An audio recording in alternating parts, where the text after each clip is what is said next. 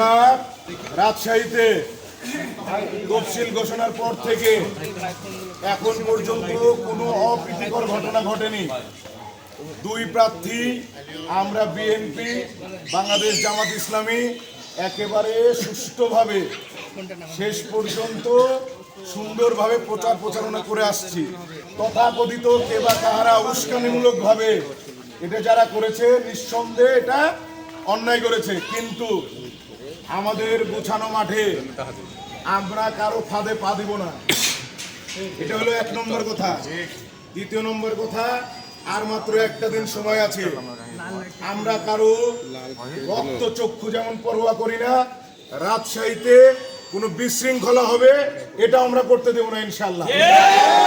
তারই প্রেক্ষাপটে আজকে আমরা শুধু এতটুকু বলতে চাই, বাংলাদেশ জামাত ইসলামী অন্যায় করে না, অন্যায়ের সাথে কোনো আপোষও করে না, কিন্তু রাজশাহীর এই সুন্দর পরিবেশকে বিনষ্ট যেন না হয় তারই প্রকল্পে আমরা এখন এখান থেকে যাব, থানায় অভিযোগ করব, প্রশাসনকে আমাদের এই বিচার দিব, প্রশাসনের মতো মুভ করবে।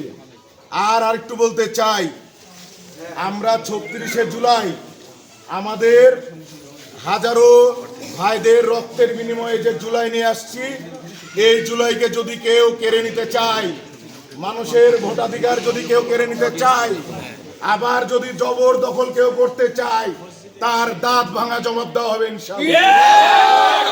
আমরা সম্প্রীতির একটি রাজশাহী করতে চাই, আমরা বন্ধু সুলভ একটি রাজশাহী করতে চাই। যেই এখানে জিতুক, যেই হারুক, আমরা সদরে তা গ্রহণ করব ইনশাআল্লাহ। এবং যারা এই দুষ্কর্মের সাথে জড়িত তাদের মুখোশ উন্মোচন করে তাদের সুষ্ঠু বিচার দাবি করছি, তারাও যেন সুষ্ঠু বিচার পায়। আর কারো ফাঁদে আমরা পা দেব না ইনশাআল্লাহ। আমরা কিন্তু এরপরে যদি কোনো অপ্রীতিকর ঘটনা ঘটে, এর জন্য দায়ী থাকবে তারা। ওমা তৌফিক ইল্লা বিল্লাহ।